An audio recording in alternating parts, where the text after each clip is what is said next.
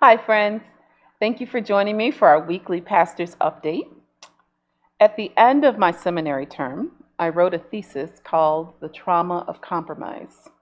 Basically, the premise is this: that in our racial history, both in the US and abroad, whenever human dignity is gambled away because of a country's or a person's desire to build wealth, take undeserved resources, maintain political or social advantage, or elevate itself with the ideologies of supremacy over others, the compromises sought to attain these positions leaves behind a trail of trauma. In fact, the outcome of devastation puts in question the legitimacy of the compromise itself. The trauma that often rests upon the lives of those targeted with oppression and marginalization never ends without awareness and intentional effort of healing from the authors of said harm or its benefactors. As we begin our celebrations for Black History Month, let's remember that as we think about the trauma that is continuously inflicted on Black Americans, African Americans, Haitians, and those of African descent, our nation and our world have an opportunity to act expeditiously to right past wrongs. The compromises we continue to make on issues like voters' rights, police reform, health, economic, and social disparities inflict ongoing trauma that keeps us in a cycle of self-violence or violence toward the other. We're in a pivotal moment in history to change course and make this a Jubilee year that is about forgiveness and restoration as we embark upon an economic, a cultural, environmental, and communal reset. 2022 can be a prophetic year for all of us as we allow ourselves to be led by God's vision of healing for our world. In honor of Black History Month, Spark is offering several ways you can support their ongoing fundraising efforts for the Civil Rights Heritage Park. On Saturday, February 19th at 2 p.m., Rena Golden, owner of the Avenue Black Box Theater, will give a presentation entitled Black Women on the Freedom Trail. The Avenue Black Box Theater provides inclusive space where social justice and art disciplines converge to create a dynamic stage productions and installations and live art making events.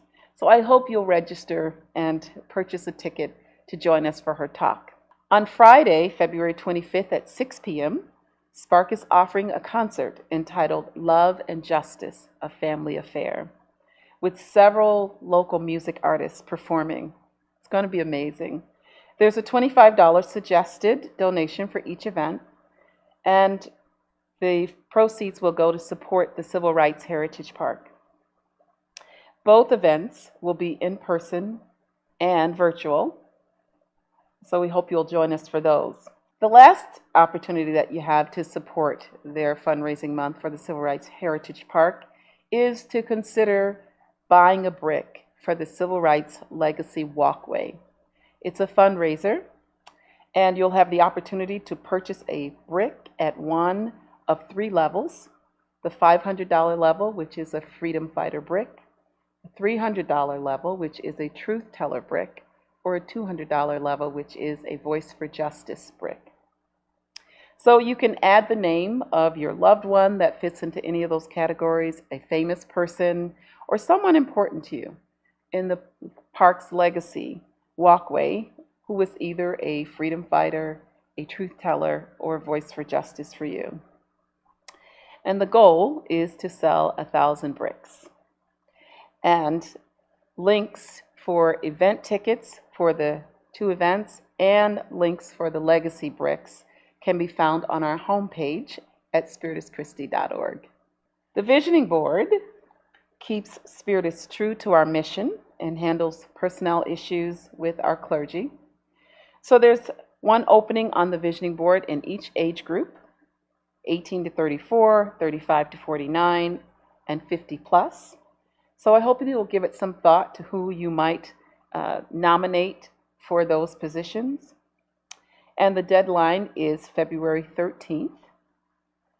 Virtual candidate meet and greet is scheduled for February 27th at noon. And we will vote on February 27th through March 6th. So candidates' bios and their photos will be on our website with hard copies at the office if you need that for your review. So thank you again for helping us to fill these really important roles. Our Caring Connection Ministry will be delivering meals to caregivers and their loved ones on Tuesday, February 15th. If you would like a break from dinner preparation, please consider adding your name to the list by emailing the church office with your name and your phone number, and we hope that you will consider letting us pamper you by receiving these meals. We invite you to join us on Wednesday, February 16th from 7 to 8:30 Eastern Time on Zoom with a parishioner, Courtney Davis. Courtney will offer an overview of Black Catholic history and explores what that might mean for us today. And you can register for her talk at spirituschristi.org/adult enrichment. So we hope to see you there. If your employer participates in the United Way Donor Designation Program, we invite you to support Spiritus Christi's prison outreach. Their ID number is 1384, or the Mental Health Center, and their ID number is 2403. Grace of God does not currently participate in this program, but you can find the United Way form to select either our prison outreach or our mental health center. You can find that form in the Spiritus office, or you can call Mark Potter in the mental health center at 325-1186. So thank you so much in advance for your generosity and your consideration. This week we send our deepest sympathy to Marguerite Galicchio on the death of her mother, Mary, and our heartfelt condolences to the Simmons family on the death of Julie Simmons' husband and Ryan, Stephanie, and Nicole's father, Steve Simmons. We want you to know that we're thinking of you, we're praying for you, and we're carrying you with us this week as you go through this time of deep grief. Well, friends, may God's love strengthen you and guide you with light this week. And I will see you again next week for our weekly Pastor's Update. Take care.